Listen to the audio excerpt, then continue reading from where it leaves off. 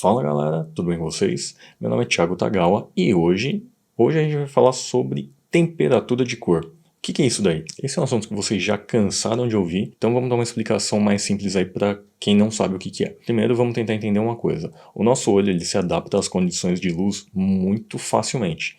Ao contrário da nossa câmera, se eu estiver usando agora aqui uma luz muito amarela, uma luz de tungstênio, como aquelas lâmpadas incandescentes antigas, o meu olho ele vai se acostumar e ele vai estar enxergando isso daqui normal. Embora, se eu fizer isso com a minha câmera, a câmera vai enxergar isso aí totalmente amarelo. Então o nosso olho ele se adapta a essa temperatura de cor mais facilmente do que a câmera. A câmera não. A câmera ela não consegue se adaptar assim tão facilmente. Você tem que mudar a temperatura de cor ou contar com o balanço de cor automático da câmera, que algumas vezes não vai funcionar tão bem quanto deveria. Bom, eu falei que o nosso olho ele se adapta a essa mudança da temperatura de cor, então por que a gente tem que corrigir essa temperatura de cor? Por que a gente não pode manter isso daí e o nosso olho ele vai se adaptar mesmo vendo o vídeo? Porque mesmo num vídeo ou numa foto, se você estiver usando duas fontes de luz diferentes e a temperatura delas for diferente, o ideal é que você tente acertar pelo menos a cor dos objetos que você está iluminando com elas, para que esses objetos tenham a cor que normalmente a gente associa a eles. Por exemplo, normalmente o céu ele é azul,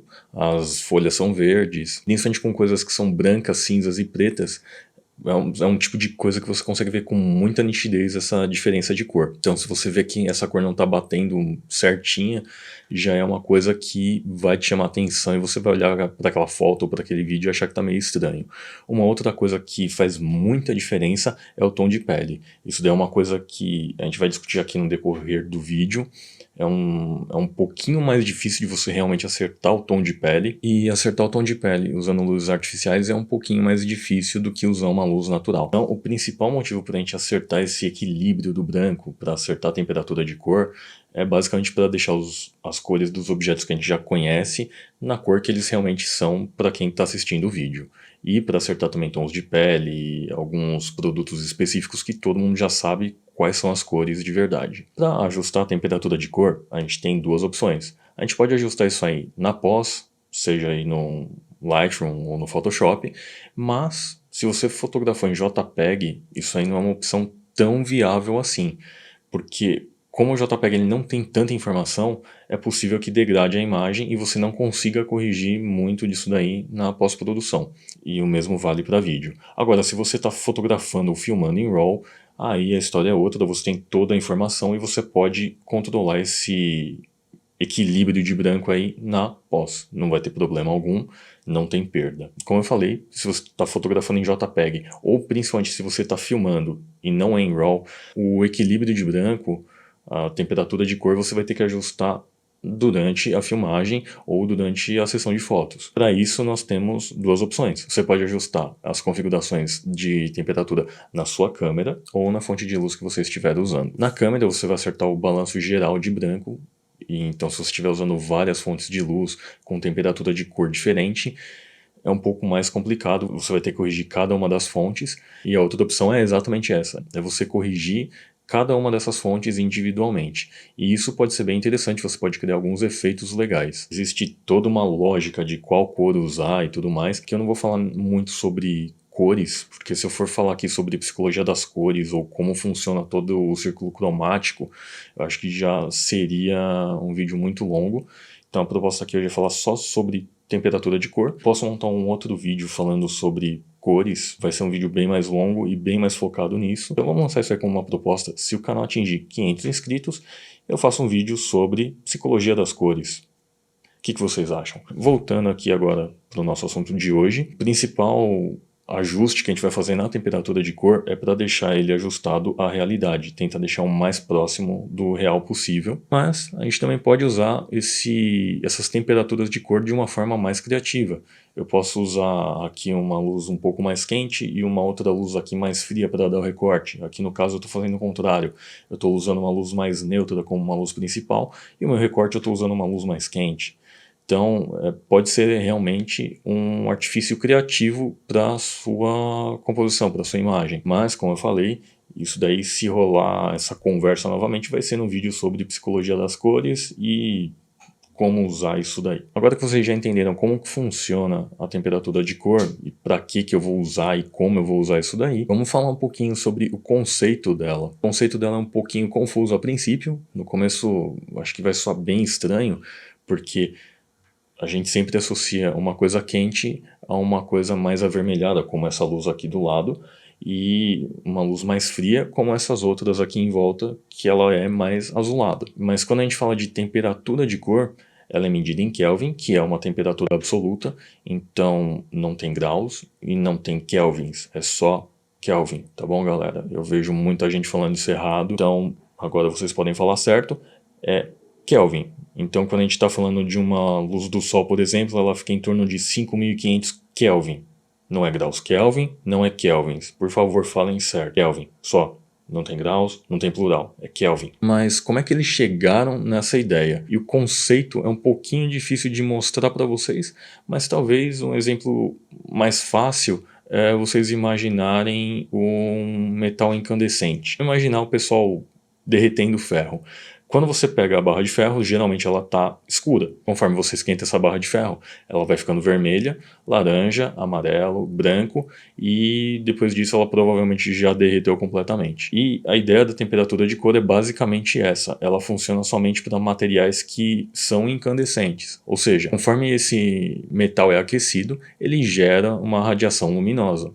E é basicamente assim que funciona a medição da temperatura de cor. A medição dessa temperatura de cor ela é mais teórica do que prática.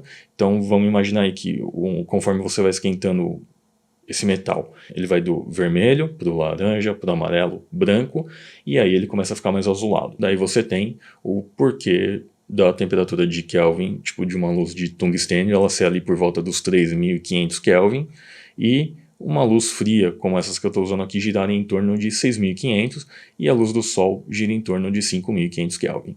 Agora, se vocês prestarem atenção em uma coisa que eu falei agora há pouco, foi que isso daí foi medido com um material incandescente. Então isso daí da temperatura de cor, na teoria ele só é válido se você estiver usando uma lâmpada incandescente. Se a sua fonte luminosa não estiver usando um metal que irradia essa radiação luminosa, ele não vai ter uma temperatura de cor medida dessa forma. Então, no caso de LED, essa medição de cor ela não é tão válida assim, é um pouco mais complexo. Na verdade, essa luz aqui ela vai estar simulando uma luz que tenha os 3.500 Kelvin, por exemplo. E como ela é uma luz artificial, ela acaba também colocando umas outras cores, além que aquela temperatura de cor, né, que vai do amarelo, ali do vermelho mais intenso até o azul. Então o que acontece? Com esses LEDs aqui, geralmente eles podem ter um color cast, né? Eles podem ter uma influência de uma outra cor, que normalmente é o verde e o magenta. Então, geralmente um LED mais barato, uma lâmpada fluorescente mais barata, ela vai ter um certo problema com o verde ou com o magenta. E tem uma outra coisa, as lâmpadas incandescentes elas têm um índice de reprodução de cor muito bom, que vai ser o que eu vou pôr na tela agora porque eu não fiz a minha pesquisa prévia, partindo do princípio que o Sol ele reproduz todas as cores que nós enxergamos, a luz de tungstênio ela vai reproduzir essa quantidade aqui. Agora, como eu falei, como tem essa pequena variação, o LED ele não reproduz todas as cores, ele não consegue emitir todos os comprimentos de onda como o Sol. E o mesmo vale para as lâmpadas fluorescentes ou as lâmpadas de vapor de sódio ou vapor de mercúrio. Então, o que acontece? Se a nossa fonte de luz não está emitindo todos os comprimentos de onda, a gente vai ter deficiência em algumas partes. Então, existe um índice de reprodução de cores. O Sol ele tem um índice de reprodução de cor de 100, porque ele reproduz todas as cores. Agora, nos LEDs, nas lâmpadas fluorescentes e todas as outras que eu já falei, o índice de reprodução de cores nunca vai bater exatamente 100%, ele vai sempre ficar um pouco abaixo.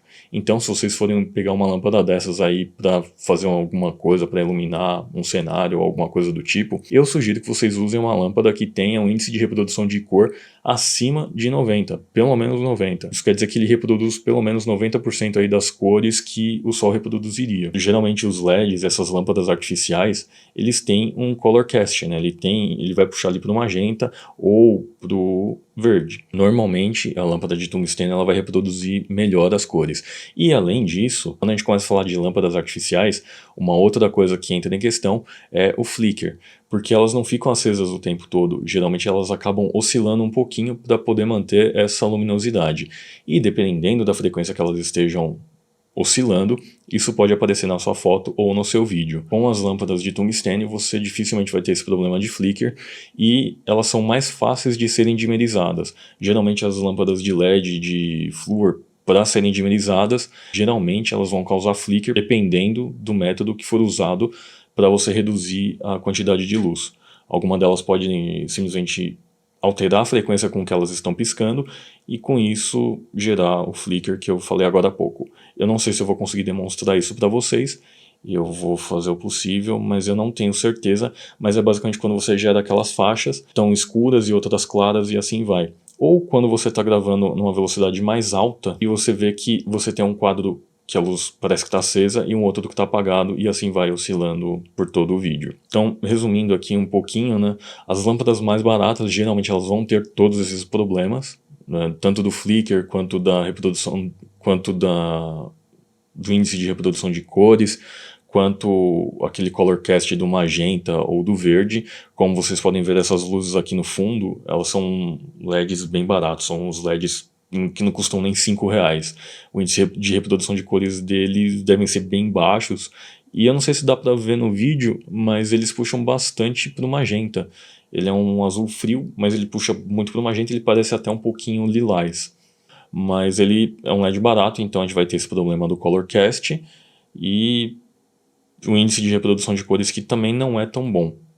Mas como não é a minha luz principal, ele não chama tanta atenção, então não tem tanto problema. Quando a gente começa a falar de LEDs um pouco mais caros, como o Aputure ou o Zarri, que vocês já viram aí nas produções de cinema, que são absurdamente caros, o índice de reprodução de cores dele é muito bom.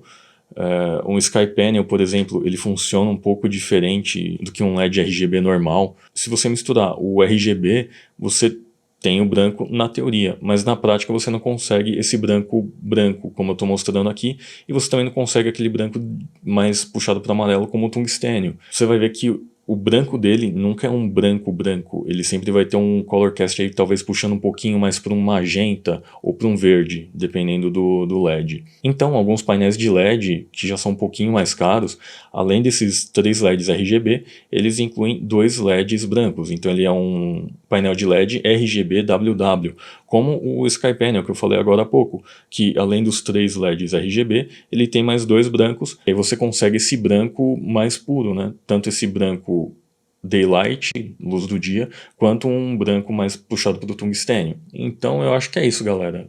Foi um vídeo, acho que um pouquinho longo para explicar sobre temperatura de cor. Eu tentei colocar nesse vídeo um pouquinho de material que pouca gente vai falar, principalmente essa última parte aí da temperatura de cor e as lâmpadas incandescentes e como funciona. É um material que eu vejo muito pouco. E eu espero que vocês tenham gostado do vídeo. Então, se vocês não se inscreveram no canal, aproveitem para se inscrever para mais conteúdos técnicos e nerds como esse daqui de hoje. E só lembrando vocês, assim que o canal atingir 500 inscritos, vai rolar o vídeo sobre psicologia das cores. Bom, todo aquele lance de cores que eu já falei. Acho que vai ser um conteúdo interessante para fazer.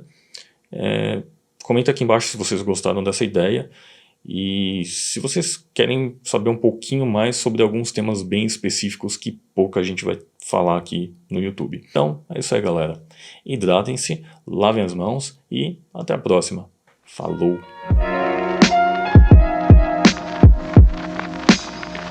Tungstênio. Daylight.